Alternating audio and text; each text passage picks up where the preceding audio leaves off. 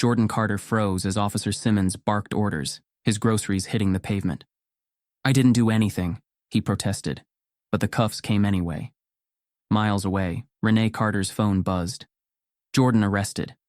Robbery. What started as an unjust arrest would soon uncover a web of corruption and ignite a fight for justice that could change everything. The sun hung low over the city, casting a warm amber glow on the bustling streets of Eastwood, where life was an intricate dance of hope and hardship.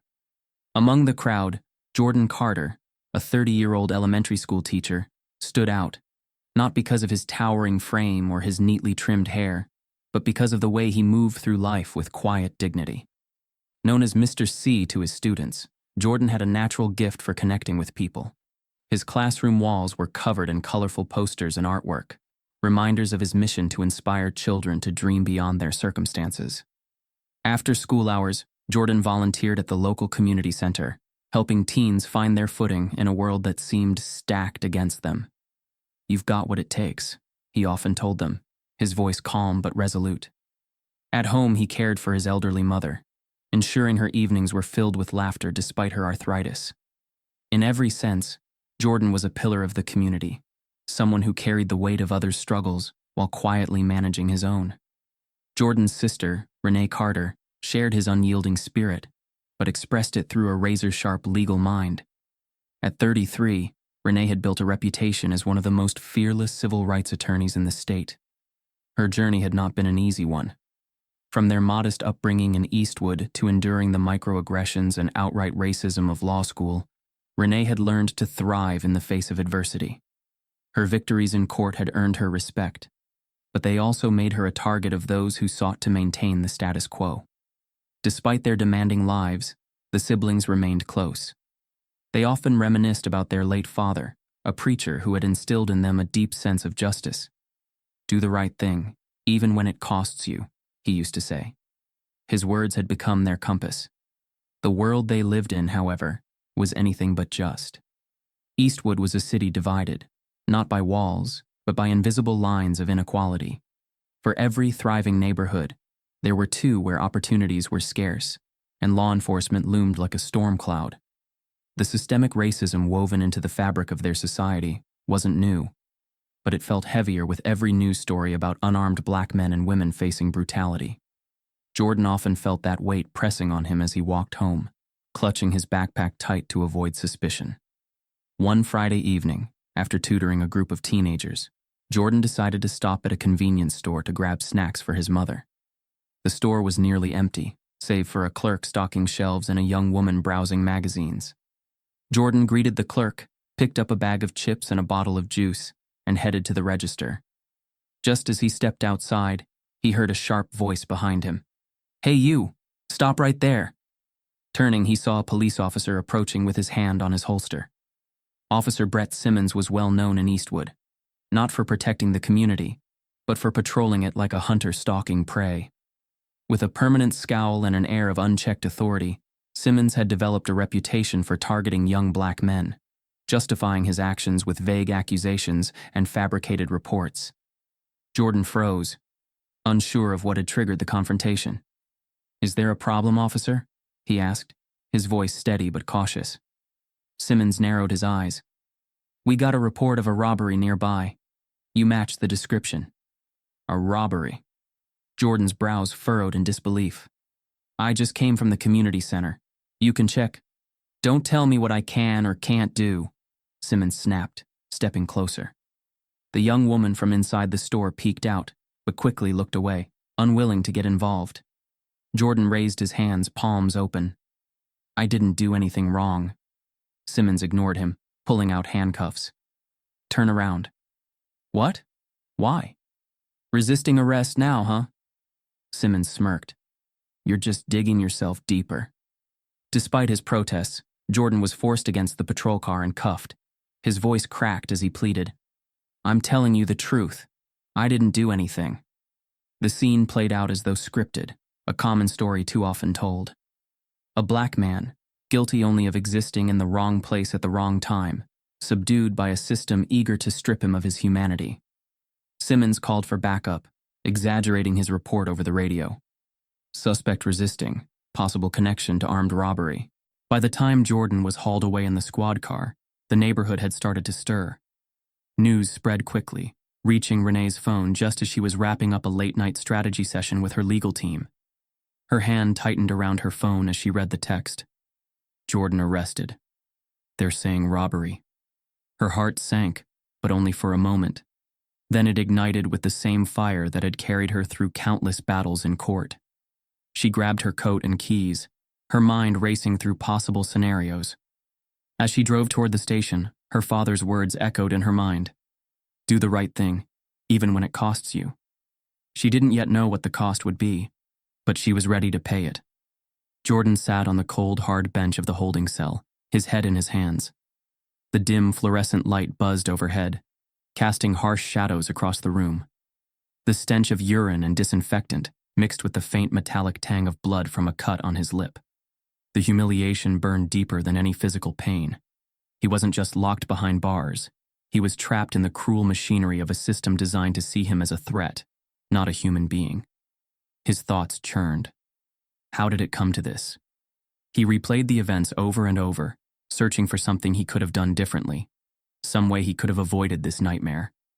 But the answer was always the same. It wasn't his actions that had landed him here.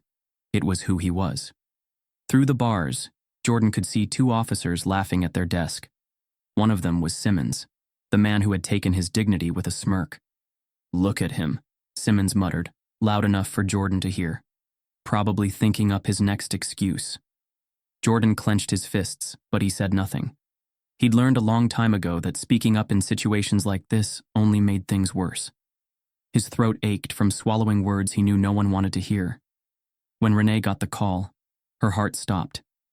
She had just pulled into her driveway after a grueling day in court when her phone buzzed in the cup holder. She answered, balancing her briefcase in one hand. Ms. Carter, this is Officer Marks from the Eastwood Police Department. Her chest tightened. Yes, this is she. What's this about?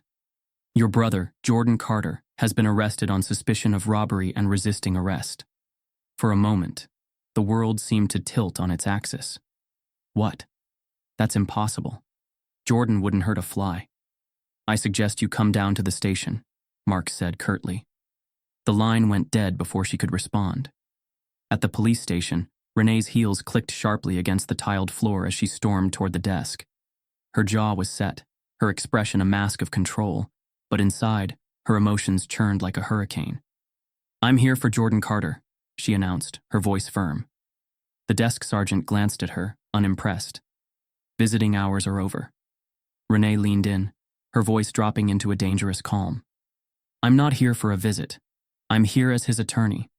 Bring him to me now, or I'll have this department tied up in more legal trouble than you can imagine. The sergeant's eyes flicked to her briefcase, then to the determination etched on her face. Wait here. Minutes later, they brought Jordan out. He shuffled into the visitation room, his wrists cuffed in front of him. His eyes, usually warm and filled with life, looked hollow. Renee, he whispered, his voice hoarse. Her facade cracked. Oh, Jordan. She reached out to him, her fingers brushing his as the guards stood watch. What did they do to you? She asked, her voice trembling with suppressed anger. They said I robbed someone, he said, shaking his head. I didn't do anything, Renee. I swear, I know, she said firmly, her eyes locking onto his. I know you didn't. We'll fix this. Back at home, their mother sat in her favorite armchair, clutching a framed photo of Jordan and Renee as children.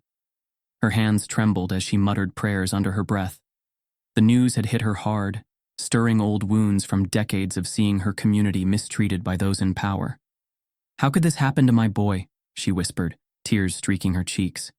He's a good man. He doesn't deserve this. Renee knelt by her mother's side, taking her hands in her own. Mama, I'm going to bring him home, I promise you that. The words felt hollow even as she said them.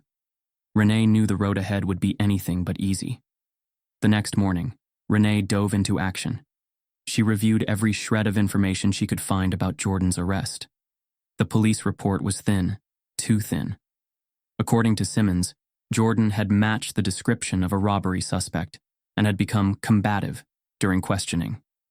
No evidence, no witnesses, just the word of a cop known for targeting men like her brother. She tried to obtain footage from Simmons's body camera, but the department claimed it was temporarily unavailable. It was a familiar dance: delay, deny, obstruct. When she called a judge to request Jordan's release on bail, her request was denied. "Given the severity of the charges, I'm afraid bail isn't appropriate at this time," the judge said, barely masking his indifference. Renee slammed the phone down, frustration bubbling over. She leaned on her desk, her breath coming in sharp bursts. For years, she had fought this system, exposing its cracks and flaws. But now it wasn't just another client she was defending. It was her brother. She pulled out her laptop and began drafting motions, her fingers flying over the keyboard. If they thought she'd back down, they had no idea who they were dealing with. Meanwhile, in his cell, Jordan sat alone, staring at the wall. The voices of other inmates echoed around him. Some angry, some resigned, all familiar with the injustice that had brought them here. For the first time, he felt the faint stirrings of doubt. What if they couldn't prove his innocence? He thought of his students, of the promises he'd made to always be there for them. What kind of role model gets locked up? But then he thought of Renee. If anyone could fight this, it was her. She had always been the warrior of their family, the one who never gave up. Jordan closed his eyes, gripping that hope like a lifeline. Renee Carter sat at her kitchen table, the faint hum of the refrigerator the only sound in the room. Stacks of legal pads, printouts, and a slim police report cluttered the space. She rubbed her temples, exhaustion creeping into her bones, but her resolve remained unshaken. The police report was a study in vagueness. Suspect matched the description. Displayed combative behavior. Arrest made to prevent escalation. Nowhere did it specify the supposed evidence tying Jordan to the alleged robbery. Matched the description. Renee read those words again, her anger simmering. It was a flimsy excuse, a catch-all phrase used to justify profiling and brutality. Her laptop screen glowed, open to a request for footage from Officer Simmons's body cam. The department had replied hours ago with the same tired excuse. Unavailable due to a technical malfunction. It was the third such case she'd encountered in her career. Coincidence didn't feel like an option anymore. The next morning, Renee drove to the convenience store where Jordan had been arrested. The owner, Mr. Patel, was sweeping the sidewalk when she arrived. "Excuse me, sir," Renee said, approaching him with her briefcase in hand. "I'm Renee Carter, Jordan's sister. I'm investigating the incident from Friday night. Can I ask you a few questions?" Mr. Patel paused, his brow furrowed. "Your brother? The teacher?" "Yes," Renee said, hope flickering in her chest. "You remember him?" He nodded slowly. "Jordan comes in all the time. Good man, polite. But I wasn't here that night. My nephew was working the register." "Can I speak with your nephew?" Mr. Patel hesitated, his eyes darting toward the store. "He's scared. After the police came, they warned us not to get involved, said it might bring trouble." Renee's jaw clenched. "Mr. Patel, my brother is innocent. If your nephew saw anything at all, it could help clear his name." After a long pause, Mr. Patel sighed. "I'll talk to him. Come back tomorrow." Renee left the store and parked on a quiet street. She sat in her car, staring at the dashboard, the weight of the situation pressing down on her. This wasn't the first time she'd gone toe-to-toe with the police, but this time felt different. It was personal. Her phone buzzed. It was Jordan. "How are you holding up?" she asked, forcing her voice to stay calm. "I don't know, Renee," Jordan admitted, his voice hollow. "It's hard to keep faith when you're stuck in here. They treat you like you're nothing, like you don't even matter." Renee's throat tightened. "You matter, Jordan, and I'm going to prove it. I'm going to get you out of there." "How?" "They've already decided I'm guilty." "That's not true," Renee said. But even as the words left her mouth, she felt the sting of doubt. The system wasn't built to listen to the innocent. It was built to preserve itself. By the time Renee got back to her office, a chilling message was waiting for her. A plain white envelope sat on her desk. Inside was a single piece of paper with the words, "Drop the case. Walk away." Her hands trembled as she read the note. Someone was watching her, trying to scare her off. But fear wasn't a luxury she could afford. She pulled out her phone and snapped a picture of the note before locking it away in her desk drawer. If they thought intimidation would stop her, they didn't know who they were dealing with. The following day, Renee returned to Mr. Patel's store. His nephew, a nervous teenager named Ramesh, stood behind the counter. "Ramesh," she began gently, "I just need you to tell me what you saw that night." He shifted uncomfortably. "I don't want any trouble." "There won't be any trouble," Renee assured him. "But my brother didn't do what they're accusing him of. You could help prove that." Ramesh hesitated, then lowered his voice. "I saw the officer grab your brother outside. He wasn't doing anything wrong. He was just standing there." Renee leaned forward. "Are you sure? Did Jordan say or do anything threatening?" "No," Ramesh said firmly. He didn't even raise his voice. The cop just started yelling, saying he was a suspect. "Would you be willing to make a statement?" Renee asked. Ramesh's face paled. I don't know. What if the police come after me?" "They won't," Renee promised, though she wasn't entirely sure she could keep that promise. Armed with Ramesh's account, Renee filed a motion to request access to the department's internal records. She wanted Officer Simmons' disciplinary history, knowing it might reveal a pattern of misconduct. Predictably, the police department stonewalled her, claiming the records were privileged. Every step forward felt like pushing a boulder uphill, only to have it roll back down. But Renee refused to stop. Meanwhile, Jordan's hope was fading. In the cramped, noisy cell, he sat with his head resting on his knees. Every day felt longer than the last, a slow erosion of his identity. "You Carter!" one of the guards barked, snapping him out of his daze. "Yes," Jordan said, his voice hoarse. "Visitor." The word sparked a faint flicker of hope. "Renee." In the visitation room, Renee's expression was resolute but tired. "I'm getting closer," she told him, sliding a hand across the table to meet his. Jordan searched her face for any sign of doubt, but there was none. "You've always been stubborn," he said with a faint smile. "And you've always been worth it," she replied. Back at her office, Renee received a call from a reporter she'd worked with in the past. "I heard about your brother's case," the woman said. "Want to go public with it?" Renee hesitated. She knew media attention could bring pressure, but it could also bring danger, especially with whoever had sent her the threat. "I'll let you know," she said, ending the call.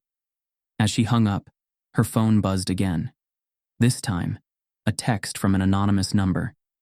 "This isn't your fight. Back off before it's too late." Renee stared at the screen, her jaw tightening. If anything, the threats only fueled her determination. The cracks in the system were beginning to show. Simmons wasn't invincible, and neither was the department shielding him. Renee was chipping away at the lies piece by piece. She just hoped she could break through before it was too late for Jordan. The air in Renee's office was thick with tension.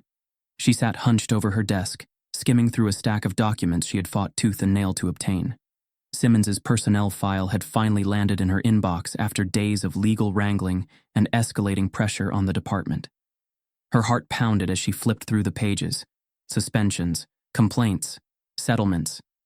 Each line told a story of unchecked power. Simmons had been accused of excessive force 3 times in the last 5 years, but every incident had been swept under the rug. Witnesses recanted, complaints disappeared. Each time Simmons emerged unscathed, his record whitewashed by internal investigations. Renee's fingers tightened around the edge of the file. "This isn't just one bad cop," she muttered. "This is the system protecting itself." But the final page made her freeze. It wasn't the number of complaints that caught her attention. It was a name. Jordan Carter. Her brother's name appeared in a vague report from 2 years ago. Simmons had been part of an undercover operation that involved a community meeting Jordan had attended. The report claimed Jordan had been uncooperative and disrespectful during the operation. Renee's eyes widened. Simmons had a history with her brother, one he had conveniently omitted during the current investigation. Later that evening, Renee met with Marcus Tate, a private investigator she trusted. Marcus was a former cop himself, one who had turned against the corruption he saw in his own department. "This is personal," Renee said, sliding the file across the table to Marcus. Simmons knew Jordan before this arrest. He's been targeting him for years. Marcus scanned the file, nodding grimly. It's not surprising. Guys like Simmons operate with impunity. The department protects them because it's easier than cleaning house. I need more than this, Renee said. There's a pattern here. I just need to connect the dots. Can you dig into Simmons's past? I need to know why he's so determined to destroy my brother. Marcus leaned back in his chair. I'll see what I can find, but be careful, Renee. If you're getting too close, they'll come for you. They already have, she said, her voice steady. The next day, Renee received an anonymous email. The subject line read, "You're not the only one." Her hand hovered over the mouse, hesitation flickering in her chest. Finally, she clicked. The email contained a single line. Call me. I know the truth about Simmons. Below it was a phone number. Renee hesitated for a moment before dialing. The voice on the other end was shaky but resolute. I'm a former officer. I worked with Simmons. Why are you coming forward now? Renee asked. I couldn't live with it anymore, the voice replied. He's not just going after your brother. He's been targeting people for years, mostly young black men. And the department lets him get away with it because he gets results. Results? Renee's stomach churned. Arrests, convictions. They don't care how dirty his tactics are, as long as he makes the department look good. But there's more. Simmons has a personal vendetta against anyone who challenges him. Do you have proof? Renee pressed. I do, the voice said. I'll send you what I have, but I can't meet you in person. It's too dangerous. Before Renee could ask more questions, the line went dead. That evening, an email arrived in Renee's inbox. It contained several scanned documents, including internal memos and complaint forms. One memo caught Renee's eye. Simmons had been reprimanded, briefly, for unprofessional behavior during an undercover operation. The operation in question? The same community meeting Jordan had attended. The pieces began to fall into place. Simmons wasn't just a cop abusing his power. He was harboring a grudge against her brother. Jordan had spoken out at that meeting, challenging the police presence in their neighborhood. Simmons had taken it personally. Renee shared her findings with Marcus, who had uncovered even more disturbing information. Simmons' misconduct goes back farther than we thought, Marcus said, spreading photos and reports across the table. There's a pattern of targeting activists, anyone who threatens the status quo. One photo made Renee's blood run cold. It was of a young man named Andre Hill, a community organizer who had been arrested by Simmons 5 years earlier. Andre had filed a complaint against Simmons, alleging excessive force and false charges. Weeks later, Andre had been found dead in his cell, a so-called suicide. This isn't just about Jordan, Marcus said. This is about silencing voices. Your brother is just the latest target. The next day, Renee received another unexpected call. This time, it was from Naomi Wright, a reporter with the Eastwood Gazette. I've been investigating Simmons for months, Naomi said. But every time I get close, the department shuts me out. I heard you're building a case against him. Maybe we can help each other. Renee hesitated. Media attention could be a double-edged sword, but if Naomi had information, it could strengthen her case. All right, Renee said. What do you have? Naomi's voice grew somber. Simmons has ties to a private security firm that contracts with the city. They pay him under the table to keep neighborhoods under control. That's why he goes after activists and community leaders. They're bad for business. Renee's stomach churned. The web of corruption was bigger than she had imagined. By the time Renee returned to the jail to see Jordan, she felt like the ground beneath her feet had shifted. What is it? Jordan asked, noticing her expression. I think I know why Simmons is after you, she said quietly. It's not just about you, Jordan. It's about what you represent. They see you as a threat because you refuse to stay silent. Jordan stared at her, his eyes narrowing. So what now? Now, Renee said, her voice steely. We expose the truth. All of it. The stakes had shifted. What had started as a fight to free Jordan had grown into something larger, a battle against a system that thrived on silencing voices like his. Renee knew the road ahead would be dangerous, but she also knew she couldn't stop. Too many lives depended on it. Renee Carter stood in front of a crowd that had gathered on the courthouse steps. Their faces reflected a mix of anger, exhaustion, and hope. People who had seen too much injustice, yet clung to the belief that this time, things could be different. My brother, Jordan Carter, is sitting in jail right now for a crime he didn't commit. Renee's voice echoed through the microphone, firm and unwavering. He was targeted because he dared to stand up for his community. This isn't just about him. This is about all of us. How many more of our voices will they silence? How many more of our lives will they destroy? A ripple of applause and shouts of agreement surged through the crowd. Signs bearing slogans like "Justice for Jordan" and "End Police Corruption" bobbed above the sea of heads. Nearby, reporters scribbled notes and angled their cameras to capture the moment. Renee had never wanted the spotlight, but it had found her nonetheless. She knew the stakes were too high to stay silent. After uncovering the extent of Simmons's misconduct and his ties to the private security firm, she decided it was time to go public. Her first step had been reaching out to Naomi Wright, the reporter from the Eastwood Gazette. Together, they worked to craft an exposé that laid bare Simmons's history of targeting black activists and his department's complicity in covering up his actions. The story broke early one morning, splashed across the front page of the Gazette, and lighting up social media within hours. Officer Brett Simmons, a history of abuse, a pattern of silence. The article was damning, filled with testimonies from other victims, leaked documents from the whistleblower, and a detailed account of Jordan's wrongful arrest. It painted a picture of not just a corrupt cop, but a system designed to protect him. The backlash was swift. Within a day, number "Justice for Jordan" was trending across multiple platforms. Videos of Renee's courthouse speech circulated online, shared by celebrities, activists, and everyday citizens. People began organizing protests in front of the police station, demanding accountability. Renee's phone buzzed constantly with calls and messages from supporters. But not all of them were friendly. Late one night, as Renee worked on another motion to force the release of Simmons's body cam footage, her phone rang. "Hello?" She answered distractedly. The voice on the other end was low and menacing. "You think you're smart, don't you? Stirring up trouble. You need to back off or you'll regret it." The call ended before she could respond.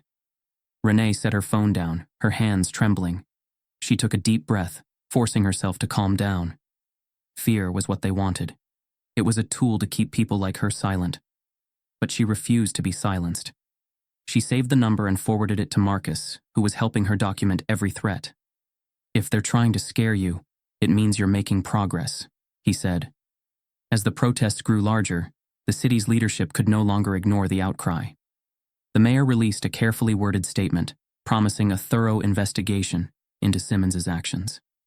The police chief held a press conference, insisting that the department had nothing to hide, but warning against vigilante justice. Renee watched the press conference on her laptop, her jaw tightening. The chief's tone was clear. They weren't planning to take any real action unless forced. That same night, Naomi called. "We need to hit them harder," she said. "I just got my hands on something big. A memo showing that the department knew about Simmons's misconduct for years and deliberately buried it." Renee felt a surge of determination. Leak it. Let the public see exactly what they're protecting. The next morning, the leaked memo was everywhere. News outlets picked it up, and it spread like wildfire on social media. Protesters outside the station grew louder, their chants echoing through the streets. "We want justice. We want truth." Inside the station, tensions were boiling over. Officers complained about feeling under siege, while leadership scrambled to contain the fallout. Simmons, once untouchable, was now a liability. But as the pressure mounted, so did the danger. One evening, as Renee was leaving her office, she noticed a car parked across the street. Its engine idled, and the driver's face was obscured by shadows. She clutched her briefcase tightly and quickened her pace, her pulse racing. When she glanced back, the car hadn't moved. Still, the message was clear. Someone was watching. Renee called Marcus as soon as she got home. "They're trying to intimidate me," she said. "They're desperate," Marcus replied. "That's a good sign. But you need to be careful." Despite the threats, Renee pressed on. She continued speaking at rallies, giving interviews, and meeting with community leaders to keep the momentum alive. Jordan, meanwhile, watched from his jail cell as the movement grew. Fellow inmates who had once looked at him with skepticism now treated him with quiet respect. "I saw your sister on TV," one of them said one day. "She's got guts." Jordan nodded, pride mingling with worry. He knew Renee was putting herself in danger for him. "She always has," he said softly. By the end of the week, the protests had swelled into the thousands. The pressure was working. The city council announced an emergency meeting to address the allegations against Simmons and the department's handling of his cases. But Renee knew better than to celebrate just yet. Accountability wasn't something that came easily in a system like this. They had won a battle, but the war was far from over. As she stood on the courthouse steps once more, addressing the crowd, her voice rang with conviction. "This isn't just about my brother," she said. "This is about all of us, about changing a system that was built to oppress us. We've come this far together, and we're not stopping until we see justice." The crowd roared in agreement, their voices rising into the night. The courtroom buzzed with subdued chatter, the air charged with tension. Renee Carter sat at the plaintiff's table, her back straight, her face calm but fierce. This was the moment she had been building toward. The culmination of weeks of sleepless nights, countless threats, and an unrelenting fight for her brother's freedom. Across the room, Officer Brett Simmons sat rigid in his chair, his face a mask of indifference. But Renee caught the slight twitch of his jaw, the way his fingers tapped impatiently against the table. He wasn't as confident as he wanted everyone to believe. "All rise," the bailiff announced, and the room fell silent as the judge entered. As the trial began, the prosecution's opening argument was straightforward but damning. Renee's words cut like a blade, delivered with precision and passion. "Ladies and gentlemen of the jury, this case is not just about my brother Jordan Carter. It is about a system that has failed him and countless others like him. Officer Simmons did not arrest Jordan because of evidence or probable cause. He arrested him because of bias, because Jordan dared to challenge a broken system. Today, we will prove that truth." The first day of testimony was grueling. The prosecution called a series of witnesses, starting with the teenager, Ramesh Patel, who had seen Jordan's arrest. "I saw everything," Ramesh said nervously, glancing at Renee for reassurance. "Jordan didn't do anything wrong. He just walked out of the store and then the officer started yelling at him." The defense attorney tried to rattle him during cross-examination, but Ramesh stood firm. "I'm telling the truth. Jordan wasn't resisting. The officer was just angry." Next came Marcus Tate, the private investigator. His testimony highlighted Simmons's troubling history, the complaints of excessive force, the suspicious disappearance of body cam footage, and his ties to the private security firm. "This isn't an isolated incident," Marcus said firmly. "Officer Simmons has been targeting activists and community leaders for years, and every time, the department looked the other way." The defense objected, arguing that Marcus's testimony was speculative, but Renee countered with documentation, a memo showing that the department had been aware of Simmons's misconduct and deliberately ignored it. The jury shifted in their seats as the judge admitted the evidence. The cracks in Simmons' story were beginning to show. By the second day, the defense had gone on the offensive, painting Jordan as combative and uncooperative. But Renee was ready. When it was Jordan's turn to take the stand, the room grew silent. He looked around, his eyes briefly meeting Renee's before settling on the jury. "Tell us what happened that night," Renee said gently.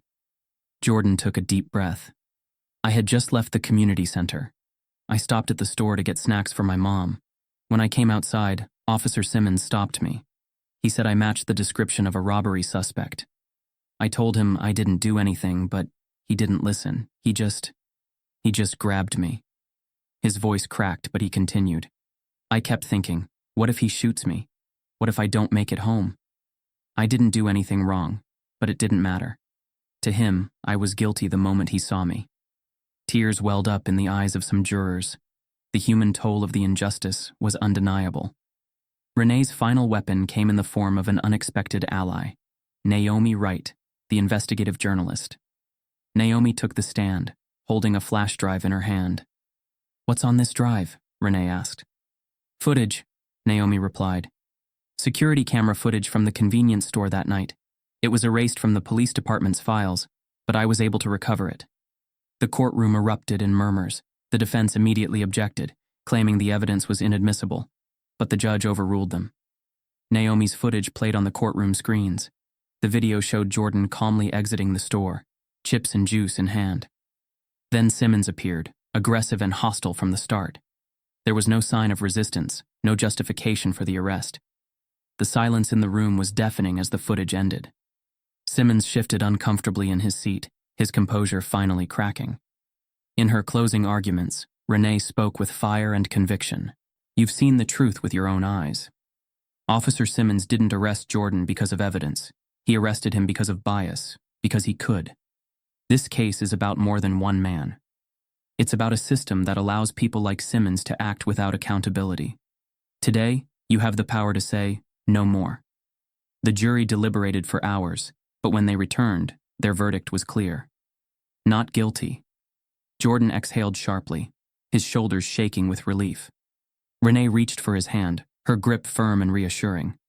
As Simmons was escorted out of the courtroom in handcuffs, facing charges of perjury and misconduct, a wave of emotion swept through the room.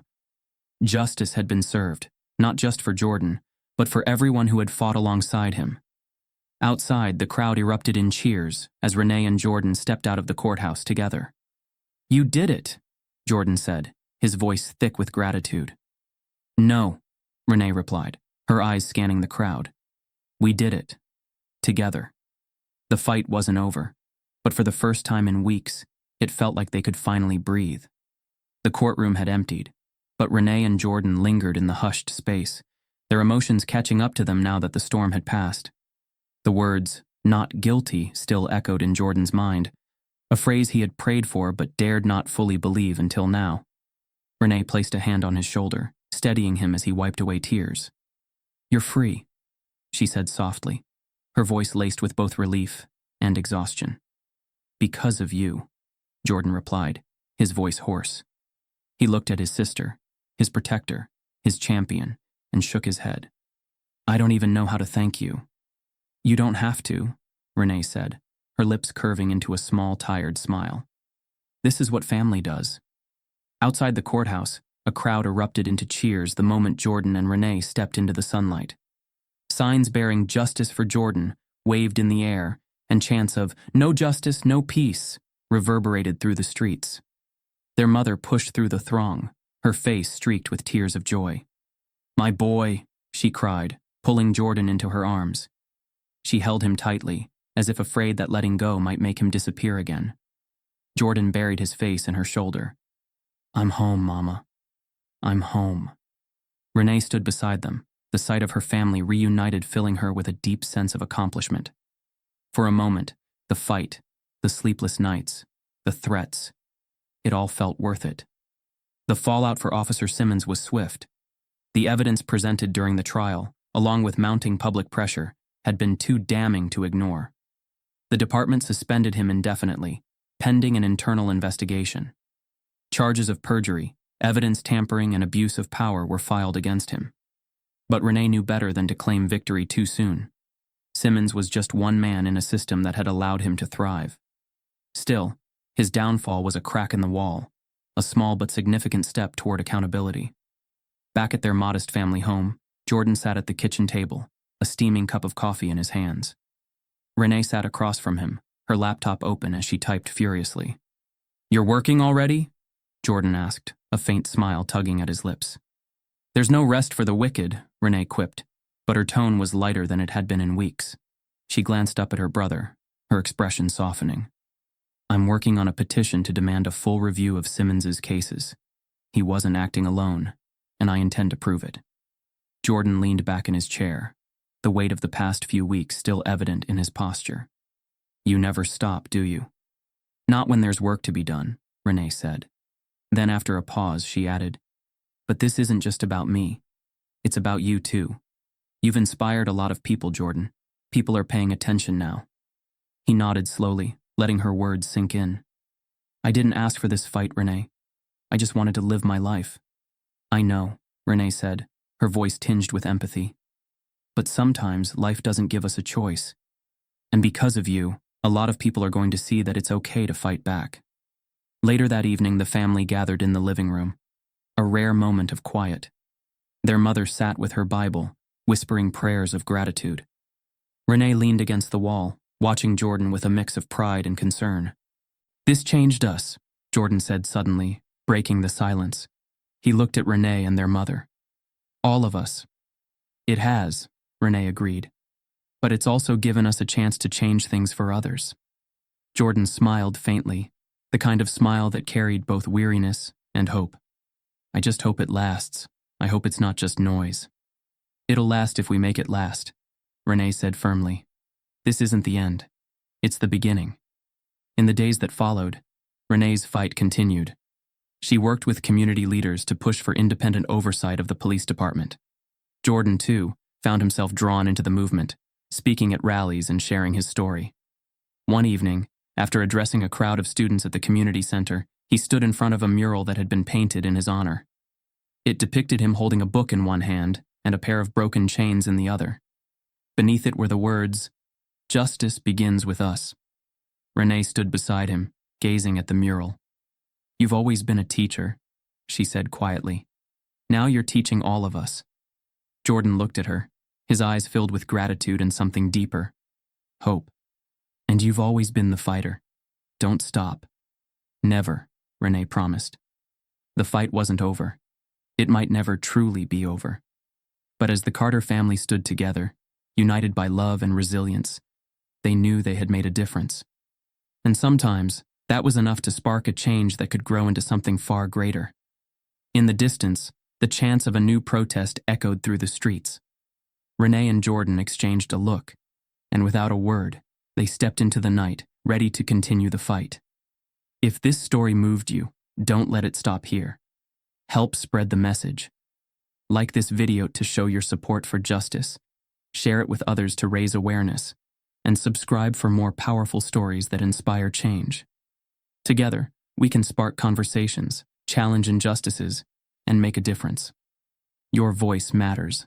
Join the movement today.